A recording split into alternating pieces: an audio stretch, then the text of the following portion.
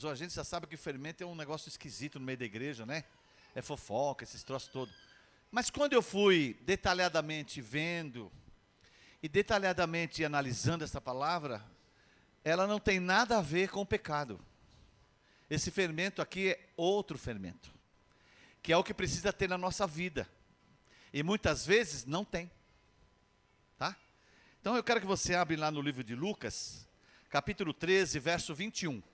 20 e 21. Por favor. A parábola do fermento. Abriram? Amém? Para quem está escrevendo a palavra para células, você escreve assim: o poder da infiltração do reino. O poder da infiltração no reino de Deus. O poder da infiltração no reino de Deus. E a palavra diz assim: disse mais, a quem compararei o reino de Deus? É semelhante ao fermento que uma mulher tomou e escondeu em 3 medidas de farinha, até ficar tudo levedado. É diferente de Marcos 8,15. Abre lá. Marcos 8,15. Preveniu-nos Jesus dizendo: verde, guardai-vos do fermento dos fariseus e do fermento de Herodes. Esse fermento era o fermento que destruía a igreja. Eu vou pedir que você feche os seus olhos. Vamos orar ao Senhor. Amoroso Deus e amado Pai, nós queremos que nessa noite, Senhor, Tua palavra, Teus ensinamentos sejam, ó Deus amados, latentes ao nosso coração, e que possamos ouvir a Tua palavra e crer, Senhor, naquilo que o Senhor está falando conosco nesta noite. Pai, abençoa, tira, Senhor, todo o cansaço, toda a tristeza, toda a preocupação do nosso coração. Senhor, eu sei que a irmã Sandra está com muita dor nas costas. Visita ela agora, Senhor, para que ela também possa, Senhor, receber a Tua palavra, ficar curada, Senhor, através dessa Tua santa palavra. Abençoa, Senhor, aqueles que estão aqui nesta noite. Visita-nos, ó Deus, de uma maneira especial, e que Teu nome, Teu reino seja pregado aqui nesta igreja, hoje, para todos sempre, Senhor. Nós Te agradecemos em nome de Jesus. Amém? A Bíblia diz que a luz expõe o pecado, a luz clareia, o sal preserva, o fermento influencia os arredores de forma útil, sutil. Mais poderosa mesmo é o que acontece no reino de Deus. Então veja bem, nós vamos ver uma diferença hoje aqui de reino e de igreja, tá? Nossos olhos, o fermento, quando se fala em fermento, nos nossos olhos e no nosso coração já vem o quê? A palavra pecado. Mas essa parábola se refere como a igreja foi contaminada pelo pecado. Porém, nós confundimos muitas vezes igreja com reino. São coisas bem distintas. Igreja é uma coisa, reino é outra. A igreja existe para viver no reino, dominado pelo Rei Jesus. Mas em si mesmo não é reino. Enquanto o pecado contagia a igreja, o reino é o domínio e o governo de Deus, e o pecado não pode penetrar no reino de Deus. E ele não tem poder para penetrar no reino de Deus. Então Jesus, quando comparou o fermento aqui, ele está falando de reino. Jesus em mente, mas para nós apenas ele vem como uma palavra de sobrevivência às vezes. Nosso chamado é passar por cima de grandes dificuldades. Toda conversão, eu escrevi isso aqui, uma coisa bem interessante. Toda conversão saqueia o inferno. Todo milagre destrói as obras do demônio. Todo encontro com Deus é uma invasão do Altíssimo em nossas condições de desespero, de muito desespero, e nos transforma tudo isso em grande alegria. Nós temos uma promessa. Diga para o seu irmão, nós temos uma promessa. E nós fazemos parte de um grupo de pessoas destinadas a fazer as obras maiores do que Jesus fez aqui nessa terra. É uma promessa dele. Ele disse: se creres em mim, farão obras maiores. Diga maiores. do que ele fez aqui na terra, né, no seu reinado aqui na terra, no seu ministério aqui na terra. Por que é tão difícil a igreja exercer a função de conseguir transmitir milagres aqui na terra, nos dias de hoje? Por que é tão difícil? Lá no livro de Isaías 60, versículo 2, eu vou ler aqui para você, mas veja bem, nós fomos criados, igreja, para fazer a diferença aqui nessa terra. Nós não somos um reino ainda, mas um dia vamos pertencer ao reino, e um dia vamos fazer parte do reino. Hoje nós somos igreja, e a igreja tem o poder de levar as pessoas a conhecer o reino de Deus. Então nós muitas vezes nos sentimos às vezes fracos, né? Nos sentimos às vezes insuficientemente capazes de pregar, de levar a palavra para Deus, de Deus para as pessoas. Só que eu achei um versículo aqui em Isaías 60, versículo 2, que diz assim: porque eis que as trevas cobrem a terra, os povos vivem em trevas, mas a luz do Senhor está brilhando sobre vocês, sobre aquele que aparece a glória do Senhor. Vou repetir: porque eis que as trevas cobrem a terra, os povos vivem em trevas, mas a luz do Senhor está brilhando sobre você que aparece a glória do Senhor. Tem algumas Bíblias que estão algumas coisas diferentes. Foi Deus que chamou-nos de vencedor. Olha para o seu irmão e diga assim: nós somos vencedores. Porque a Bíblia diz, fala para ele. Porque a Bíblia diz que nós somos vencedores. Nós somos uma igreja vencedora. Temos que colocar isso no nosso coração. Nós pertencemos a uma igreja vencedora. Nós estamos falando de placa, nós estamos falando de igreja que um dia vai morar no céu, que um dia vai subir com o Senhor.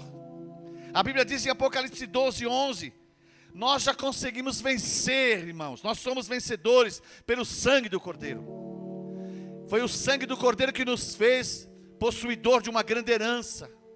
Então veja bem, pastor, cadê o fermento? Vai entrar agora. A parábola do fermento ilustra uma influência sutil, mas bem avassaladora do reino no cenário em que nós estamos. Nos dias de hoje, Jesus aponta que o Evangelho influencia silenciosamente com poder, com mudança aqui na sociedade e na cultura de um povo e de uma nação.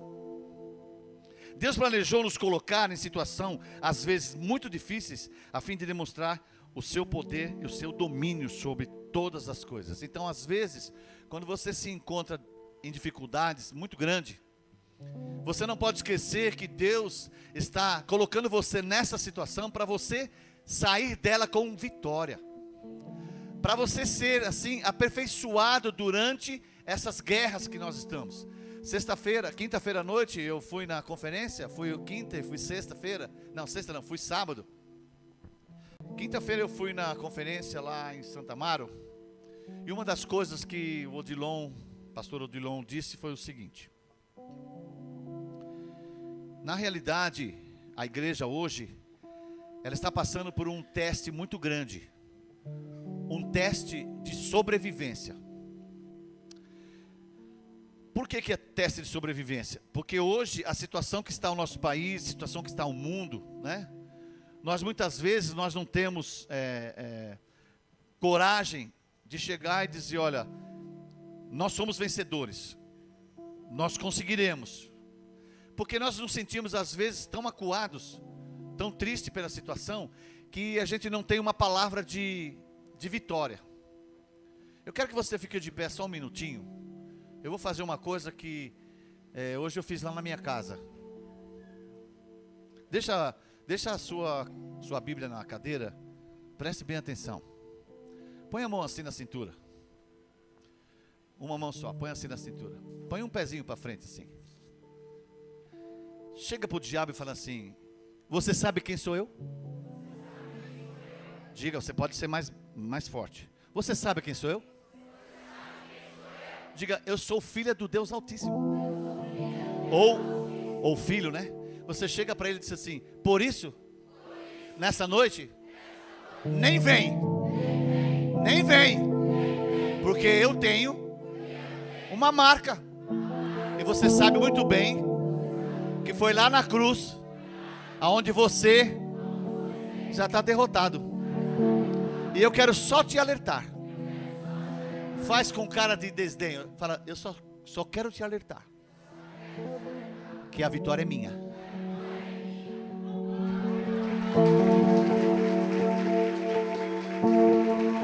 Pode sentar. Quando você se sentir em grande dificuldade, em grande luta, põe a mão na cintura, fala: ei, você sabe de quem eu sou filho ou filha? Sou filha do Deus Altíssimo. Dá para encarar ou não? Não sei se você sabe, mas você já foi derrotado lá na cruz do Calvário. Hoje, eu e a pastora fizemos isso na nossa casa hoje. Eu falei: você quer saber de uma coisa, ô capeta? Vai aonde você já foi determinado para ir. Aqui na minha casa, não. Então, quando você sentir dificuldade, não se esqueça, de quem você é filho? De quem você é filho? Veja bem, tem um ditado que diz o seguinte, que todo joalheiro, ele põe um pano de fundo preto e coloca os diamantes para destacar o seu brilho. Interessante isso, não é? E para que o diamante reluz mais vida ainda. E na realidade, acontece com a igreja hoje a mesma coisa. Deus colocou a igreja no mundo, o mundo é o pano de fundo, né? Que serve para refletir a glória do Senhor, cada vez mais na igreja, cada vez mais na sua vida. Então de repente, você pode se sentir assim, bem derrotado, mas você não é. Você, lá em Apocalipse, diz que nós somos mais que vencedores. Então se nós somos mais que vencedores, presta bem atenção, nós já somos vencedores pelo sangue do Cordeiro. Então você veja bem, a igreja é o pano de fundo, para você brilhar. Esse é o fermento, irmãos, que Jesus disse aqui, que é colocado 3 medidas de farinha. Ele quis dizer o seguinte, que o reino de Deus, ele é influenciado na vida das pessoas, por nós, igreja. Nós somos as pessoas que vão influenciar o mundo, e nós precisamos ter o pano de fundo, o mundo e a nossa vida brilhando cada vez mais. Somos brilhantes diante do Senhor. Porque a Bíblia diz o seguinte, lá em Romanos 5:20, diz que onde teve o pecado, superabundou a graça de Deus. Eu quero falar nessa noite sobre 2 pessoas. Eu quero que você abra em Daniel 1:4, por favor. Daniel 1:4. Daniel é depois de Isaías, Jeremias, Lamentações, Ezequiel, aí vem Daniel, tá? Velho Testamento, irmão, não vai abrir no Novo não, que não tem.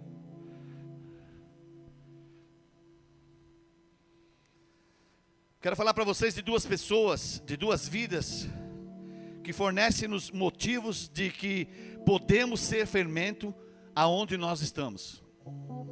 Esse é o fermento que Jesus quer te dizer para você nessa noite, que você é o fermento, que pode influenciar pessoas. Eles foram tirados de Israel e levados para a Babilônia, no intuito de serem magos, no intuito de servir ao rei da Babilônia. Eles tinham que aprender a sua, como é que eu vou dizer, a sua cultura. Eles tinham que servir deuses estranhos. Só que eles foram lá porque Deus mandou eles irem lá para trabalhar em prol do reino. Não tinha igreja esse tempo, né? É em prol do reino, irmãos. Então você veja bem, às vezes você está numa situação que alguém te tira de um lugar e te leva para outro lugar, no trabalho, no escritório, em qualquer outro lugar, às vezes até na cidade. Mas por que eu estou mudando? Você não sabe. Fala para Deus por que você está mudando. Pergunta para Ele, Ele vai dizer, porque eu quero que o meu reino seja implantado ali naquele lugar. Esse é o fermento que Deus tem na nossa vida. Nós temos que implantar o reino de Deus nessa terra, para que a igreja possa um dia, junto com o reino de Deus, se unir lá em cima no céu. Então, ó, o reino babilônico tinha uma constante pressão sobre a decisão. Você serve a Deus ou serve os deuses? Então você veja bem, a pressão era tanta para Daniel e os seus 3 amigos, que minaria a fé de qualquer pessoa que estivesse lá. Eu duvido se um de nós estivéssemos lá, nós aguentaríamos essa pressão. Você está passando uma pressão no trabalho, no seu escritório, na sua vida, os seus familiares, na sua escola, em qualquer outro lugar, nesse mundo aí, você está sofrendo pressão, fica firme. Você é fermento. Você vai levedar essa massa que se chama mundo. Então veja bem, qual foi a posição de Daniel? A posição dele foi como posição de fermento. Ele buscou a excelência lá naquela posição. Foi jogado na cova, os seus amigos foram jogados na fornalha. Mas ele tinha razão suficiente, irmãos, de poder chegar e às vezes até ficar bravo com Deus, ficar irritado. Porque a injustiça, né? Ele pensava que a injustiça de Deus foi tão grande que levou ele lá. Mas de repente, ele começou a orar e a buscar a Deus, e ver que a grandeza de Deus era maior na vida dele, do que aquele lugar que ele estava. E o que aconteceu? Aconteceu que ele influenciou, irmãos, o reino. E você sabe, irmãos, que lá no capítulo 4, versículo 37, ele conseguiu converter Nabucodonosor. Vamos ver? Daniel 4, abre aí, 4:37. Ele conseguiu converter. Então, se você acha que é difícil converter uma pessoa, irmão, você é fermento. Amém ou não? Você é fermento. Olha para o seu irmão e diga assim: você vai levedar toda a massa. É, irmãos, você vai ver só. 4:37 diz assim, ó: e agora, pois, eu, Nabucodonosor, louvo e exalto e glorifico o Rei dos céus, porque todas as suas obras são verdadeiras, e os seus caminhos justos, e pode humilhar os que andam na soberba. Ele conseguiu converter o rei daquela nação, irmãos, não só pela sua atitude, mas pelo mover de Deus na vida dele. Você tem fermento do reino na sua vida. Não se contaminou com a comida do rei, fez uma separação, né? Tirou, o estilo de vida dele era diferente, tudo que acontecia ali, ele não fez associação com ninguém, né? Entendeu? Ele entrou naquele lugar como uma pessoa completamente desconhecida e saiu de lá como um governador. Na igreja, muitas pessoas às vezes vivem assim, de uma forma que as pessoas lá do mundo têm contaminado a vida das pessoas na igreja, e eles não têm tido conta disso, irmãos, que o mundo está aí para nos contaminar. Em vez de nós sermos fermento para eles, eles estão sendo fermento para nós. Lembra de Marcos 8? Nós devemos rejeitar o fermento deles, porque o fermento deles atrapalha a formação do reino. O reino é o domínio do Espírito Santo, que demonstra o senhorio de Jesus Cristo. A vida fortalecida pelo Espírito exerce o mesmo efeito do fermento no mundo das trevas. Nabucodonosor pôde falar claramente que exaltava e glorificava o nome daquele que faz todas as coisas. Nós temos glorificado o nome do Senhor que faz todas as coisas. Às vezes nós até esquecemos de dar glórias a Ele. Às vezes pela nossa capacidade ou pelo nosso conhecimento nós esquecemos que foi Deus que fez todas as coisas, e é Ele que faz todas as coisas. Não podemos fazer nada. Sem Deus somos um saco furado.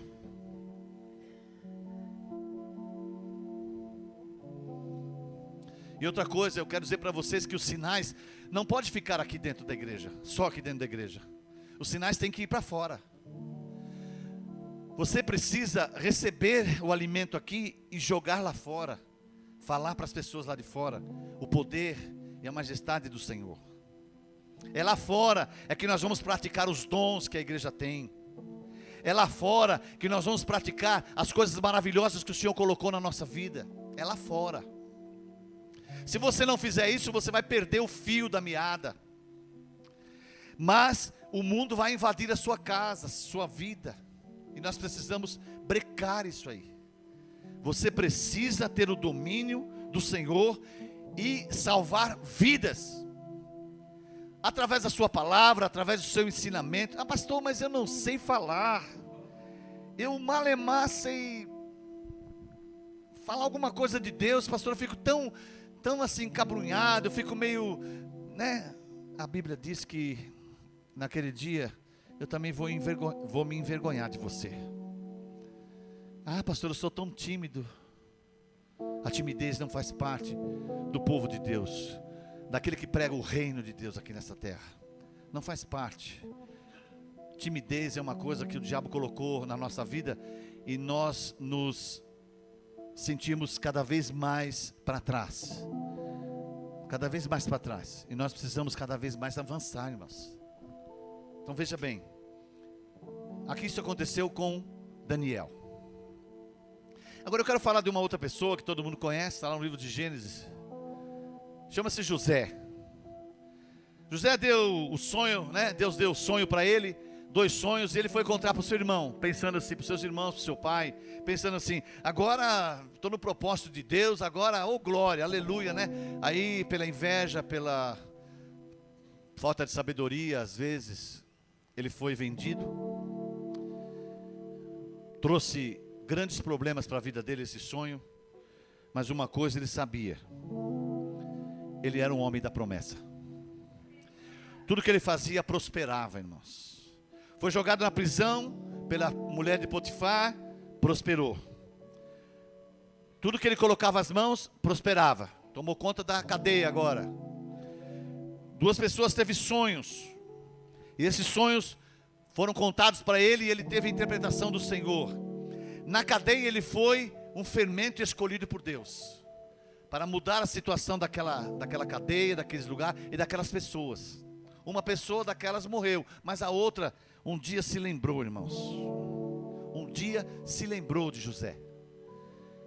E aí, o rei do Egito foi lá e teve um sonho. Eu quero dizer para você nessa noite, eu vou fazer uma brequinha aqui, que os sonhos de Deus, eles não morrem na sua vida, se você quiser que ele não morra. Mas se você quiser que ele morra, é tão fácil, irmãos. É só não fazer o que o Senhor quer. Os sonhos de Deus vão por água abaixo. E a culpa não é de Deus, a culpa é de você mesmo. Às vezes você não entende o porquê que você está passando. Às vezes você não entende o porquê essa tanta luta, essa tanta dificuldade. Às vezes você pensa assim, nossa, depois que eu aceitei Jesus o negócio piorou. E eu quero dizer uma palavra para você, uma palavra profética para você. Vai piorar mais. Porque nos últimos dias a palavra do Senhor diz que Deus está tirando aqueles que não querem que o reino de Deus seja implantado nessa terra. Vai tirando e vai escolhendo. E Deus pergunta para você nesta noite: o que é melhor, ser escolhido ou ser chamado? Escolhido ou chamado? Escolhido ou chamado? Hã? Escolhido? Muitos serão, mas poucos. Então, você precisa saber que você foi olha para o seu irmão e diga assim: escolhido. Veja bem, José nos fornece um bom exemplo de perdão, irmãos. Seus irmãos procuraram, ele lá depois, lá em Gênesis 45, versículo 7, diz o seguinte, ele disse assim: agora não fiquem tristes, nem aborrecidos com vocês mesmos, por terem me vendido e trazido-me para esse lugar, a fim de ser trazido para cá.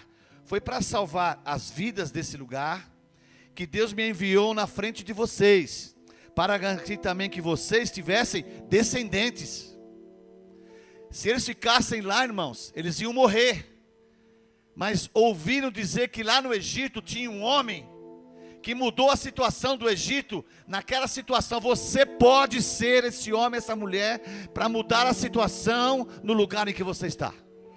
Você pode mudar. As pessoas vão dizer: nossa, mas como é que aconteceu isso? Porque Deus tem uma promessa para você. Deus escolheu você como uma mulher e um homem de Deus para ter a promessa de Deus se cumprir. Você é fermento de Deus nessa terra. Amém? Veja aqui.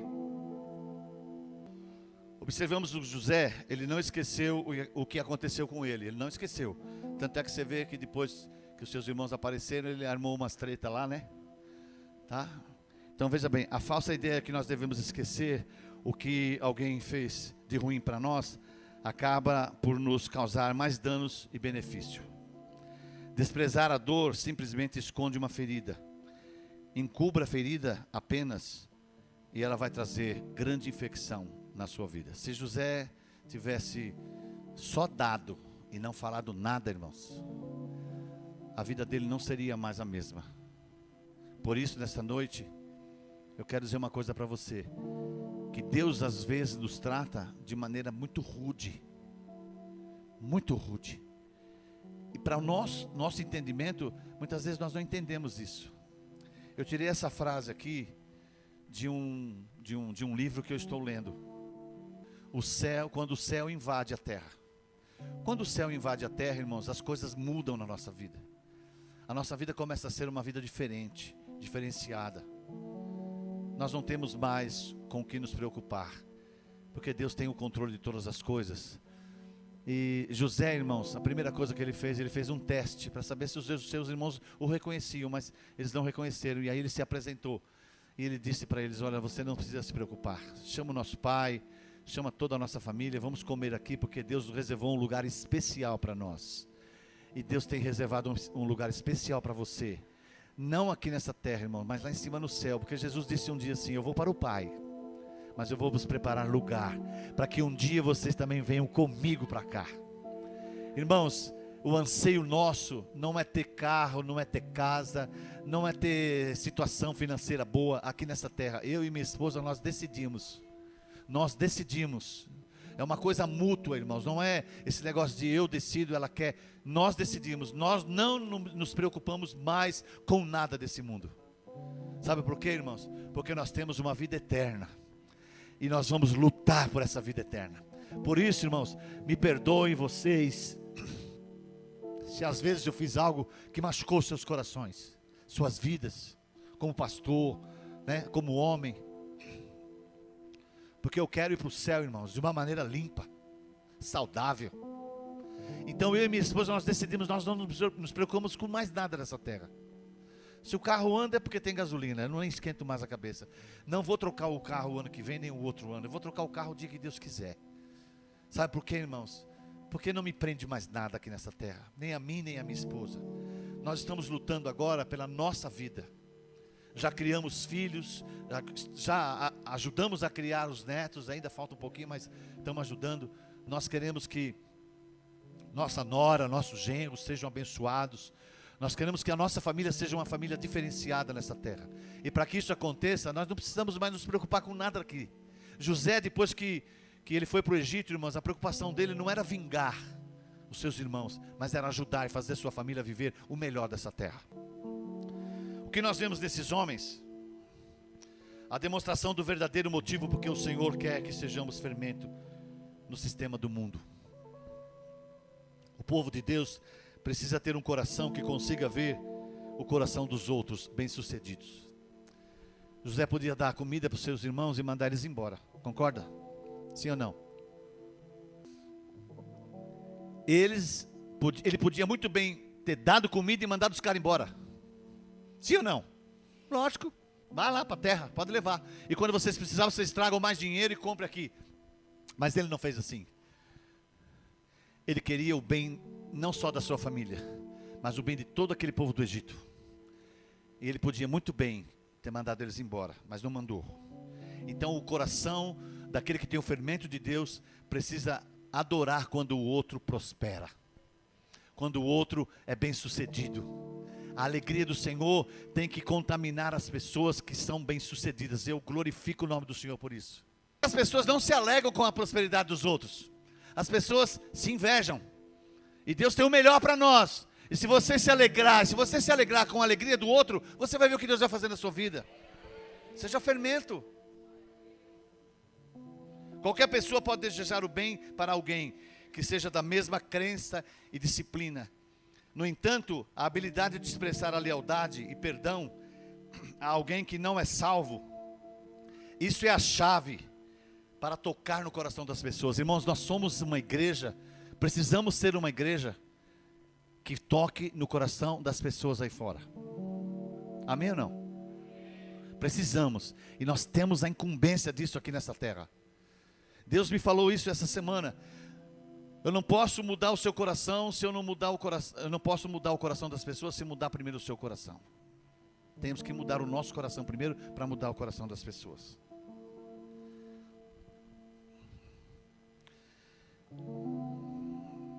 Seja fermento no meio deste mundo para mudar situações. O reino de Deus é o reino de poder. Temos que buscar uma demonstração mais plena do Espírito Santo. Orem, assuma riscos. Deus coloca em situações difíceis para demonstrar o seu poder. Irmãos, nós precisamos ser pessoas que querem colocar risco na nossa vida. Precisamos arriscar, irmãos. Não podemos ter medo. Se cada vez que você vai fazer alguma coisa, você dá um passo para trás, o diabo avança na sua frente. Você quer crescer? Você quer ser o melhor? Dê um passo à frente. Não tenha medo. Mas pastor, se eu for dar um passo para frente, deixa eu achar um buraco. Você não precisa se preocupar, que a mão do Senhor vai te sustentar. Lembra de Pedro? Lembra de Pedro? Pedro andou na água. Mas depois ele afundou. Afundou porque era um propósito de Deus que ele afundasse. Agora veja bem, como é que ele voltou para o barco? No colo? Voando? Ele voltou andando na água, irmãos. Às vezes a tentativa primeira falha, mas Deus sempre te fala para você, vai na segunda. Pastor, eu já falei tanto de Jesus. Irmão, fala de novo. Pastor, mas não tem condições, fala de novo. Pastor, aquilo ali não tem jeito não. Não tem? A Esther teve jeito, irmãos. Quantas pessoas na igreja, ela testemunha disso, quantas pessoas na igreja, isso é uma tranqueira. Quantas pessoas na igreja olharam para o Lenine e disseram assim, o índio, que era o apelido dele, né? O índio, esse não tem jeito não. Está enfiado nas drogas, no roubo, esse não tem jeito. Aí aparece o Dorival, cabeludo, magro, feio, ladrão de carro. O quê? Esse aí não tem mais jeito. Não tem jeito, irmãos. Deus muda. O problema é que nós olhamos para as pessoas com os olhos carnais. E Deus quer que você olhe para as pessoas com os olhos espirituais. Quando Deus olhou para você, eles tiveram uma reuniãozinha lá em cima no céu, fizeram uma célula lá em cima no céu, ele, o Espírito Santo e Jesus. Isso aí é o seguinte, isso aí vai para o inferno mesmo isso aí. Aí alguém deve ter dito lá em cima no céu, não, vamos dar uma chance para ele. Aí o que aconteceu? Aí você está aqui hoje. Davi não tinha mais jeito não, irmãos.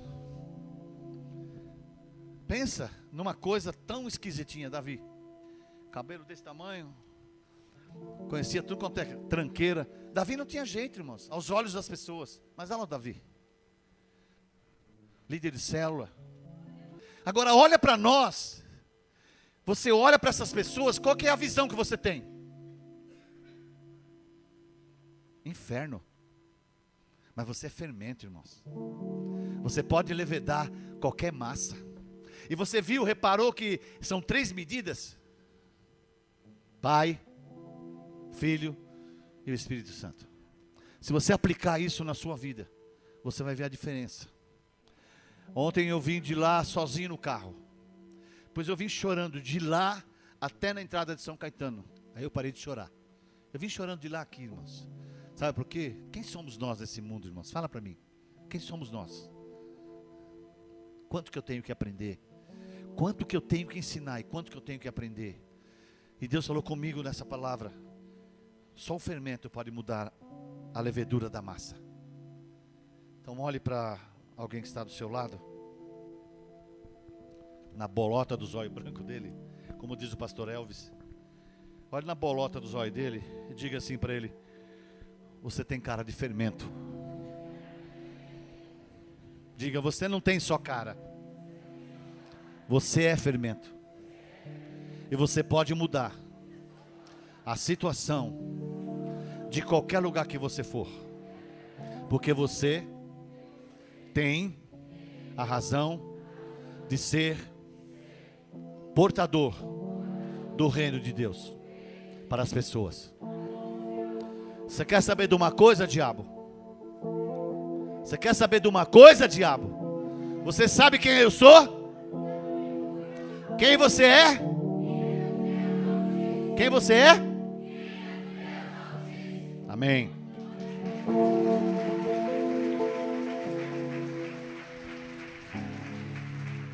Nessa noite, se você pensa que você não tem mais capacidade, se você pensa que você já fez o que você tinha que fazer, se você pensa que você não tem condições de fazer aquilo que Deus tem para você fazer nessa terra, o Senhor manda te dizer nesta noite que você é um fermento. Aonde você pisar o pé, você vai mudar sutilmente aquele lugar. Você vai envolver as pessoas sutilmente com a sua palavra. Você vai mudar situações. Você vai mudar opiniões através da sua vida. Você é um fermento de Deus. Por isso o Senhor te compara a um fermento no reino de Deus. E nesta noite saia daqui sabendo de uma coisa, que a sua vida, ela é totalmente dominada pelo Senhor. Totalmente. E que o Senhor nesta noite possa fazer de você uma pessoa muito próspera, não só financeiramente, mas também espiritualmente. E que a graça, o amor do Senhor que está sobre a sua vida nesta noite possa brilhar, e você possa ganhar almas e mais almas para o Senhor, e cuidar bem delas, e fazer o que a palavra do Senhor diz, e de fazer discípulos, e cuidar bem dessas pessoas. Sei que nós temos que mudar muitas áreas da nossa vida, mas Deus, ajuda-nos a mudar. Ajuda-nos, ó Pai. Você vai sair daqui nessa noite, olhe para mim, crendo numa coisa somente. Você não está aqui nessa terra só como igreja. Você está aqui nessa terra para influenciar as pessoas para o reino de Deus. E você como igreja vai ser usado para isso. Deus tem sempre o melhor para nós. E as promessas deles é sim na sua vida, até a volta dele. Amém? Eu queria que você louvasse o Senhor com as suas palmas. Aleluia.